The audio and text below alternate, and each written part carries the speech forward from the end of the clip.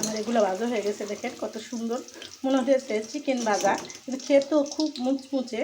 আপনারা এরকম করে আপনার ছেলে মেয়েদের নাতি নাতনিদের বানিয়ে খাওয়াবেন, আর নতুন নতুন রেসিপি পেতে আমার সাথে থাকবে।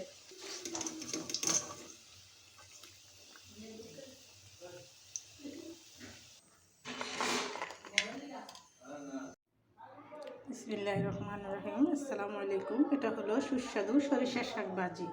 আর এই সরিষা শাকটা খেতে যেমন অসাধারণ, দেখতে যেমন অসাধারণ, খেতেও খুব সুস্বাদু। আপনারাও এরকম সরিষা শাক এনে ভাজি করে খেয়ে দেখুন।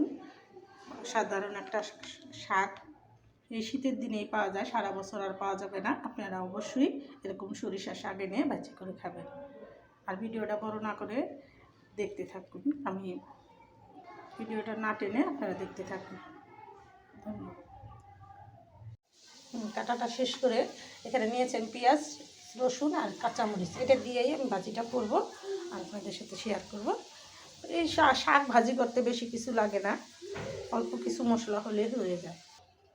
গ্রাম দেশের মানুষ অল্প তেল দিয়ে রান্না করতো আগের দিনে, ওখানে তো তেল ছাড়া কোনো কথা নাই, তেল লাগে বেশি। আমি তারপরও তেলটা কম খাওয়ার চেষ্টা করি, আর আপনাদেরও বলি।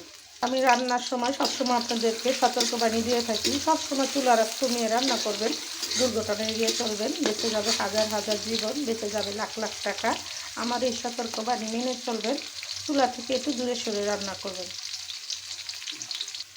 শাক ভাজি করতে বেশ পেঁয়াজটা লাল করব না, আর নতুন পেঁয়াজ, আর আমি এখানে একটু নুন দিয়ে দিলাম শাকের মধ্যে, আর শাকটা আমি দিয়ে দেব।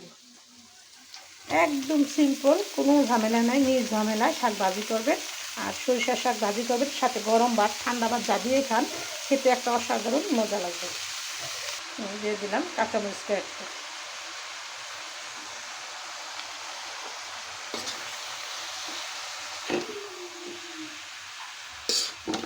ভাজিটা যখন প্রথম করবেন চুলার আঁচটা বাড়িয়ে দেবেন পানিটা শুকানোর জন্য, আর এটা ভাজি করতে বেশি সময় লাগে না, 2 থেকে 5 মিনিট সময় হলেই হয়ে যায়। করে শাক দেখেন কতটুকু হয়ে গেছে, আরও কমে যাবে। আর এটা আমি আরও 2 মিনিট রান্না করব, ফিরে আসবো 2 মিনিট পর। ফিরে আসলাম 2 মিনিট পর। দেখেন আমার ভাজিটার কালারটা কত সুন্দর আসছে, আমার ভাজিটা রান্না করা হয়ে গেছে। এই যে দেখেন, আমি এখন নামিয়ে নিব। আমি সবসময় আপনাদের রান্নায় প্রতিটা স্টেপ স্টেপ আপনাদের দেখানোর চেষ্টা করি, আর আমার ভিডিওটি দেখে আপনারা এরকম সুস্বাদু রান্না করে খাবেন, আর নতুন নতুন ভিডিও পেতে আমার সাথে থাকবেন। হ্যাঁ, ভিডিওটা বর্ণনা করে এখানে রেখে দিলাম, আপনারা দেখতে থাকুন।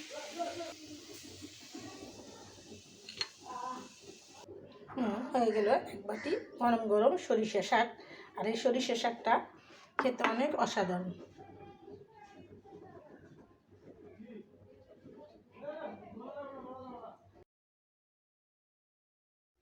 সুস্বাদু বিকেলের একটা হেলদি নাস্তা খাবার। আর এই নাস্তাটা বানানোর জন্য আমি নিয়েছি এখানে সয়াবিন, আর এই সয়াবিনের ইয়াটা দিয়ে আমি বানাবো আর আপনাদের সাথে শেয়ার করব। অনেকেই সয়াবিনটা পছন্দ করেন না, কিন্তু এটা একটা স্বাস্থ্যসম্মত খাবার। এটা আপনার বাচ্চারা যে কোনো জিনিস একটা বানিয়ে দিবেন। আমি এটা গরম পানি করে ধুয়ে পরিষ্কার করে নিয়েছি, আপনারা একটু গরম পানিতে পরিষ্কার করে নেবেন। আর বাচ্চাদের যে কোনো নাস্তায় একটা নতুন নতুন খাওয়ানোর চেষ্টা করবেন। আমার ঘরেও নতুন নতুন খাওয়ার পছন্দ করে। দিলাম একটু মরিচের ফাঁকি, একটু হলুদের ফাঁকি দিলাম, আর দিয়ে দিব একটু নুডলসের মশলা। এটাই মুখে স্বাদ করবে। বাচ্চারা হেলদি খাবারের মধ্যে একটু মশলা টশলা দিলে বাচ্চারা অনেক খেতে চায়।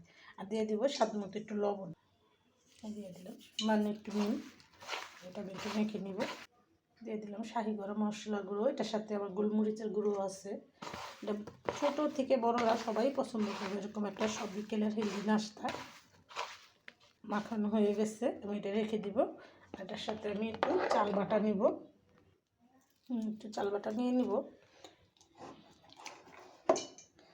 আপনারা এটা পোলার চালের খুদ দিয়েও বানাতে পারেন, আতপ চাল দিয়েও বানাতে পারেন। আমি একটু পোলার চালের খুদি নিলাম, আর সেটা দিয়েই করলাম। দিয়ে দেবো 1 চামচ কর্নফ্লাওয়ার, আর দিয়ে দেবো স্বাদ মতো নুন, আর একটু সামান্য একটু পানি দিয়ে আমি এটা গুলিয়ে নেব। খানিকটাও করা আমার হয়ে গেছে, দেখেন একদম তেলের পিঠা ভাজলে যেরকম ওরকম করে করে নিতে হবে। এখন আমি এক এক করে এগুলা এক এক করে দিয়ে দিয়ে উঠিয়ে আমি চামচ দিয়ে উঠিয়ে উঠিয়ে দিয়ে দিব। আর তেলটা আমি আগের থেকে এখানে চুলে দিয়ে দিছি।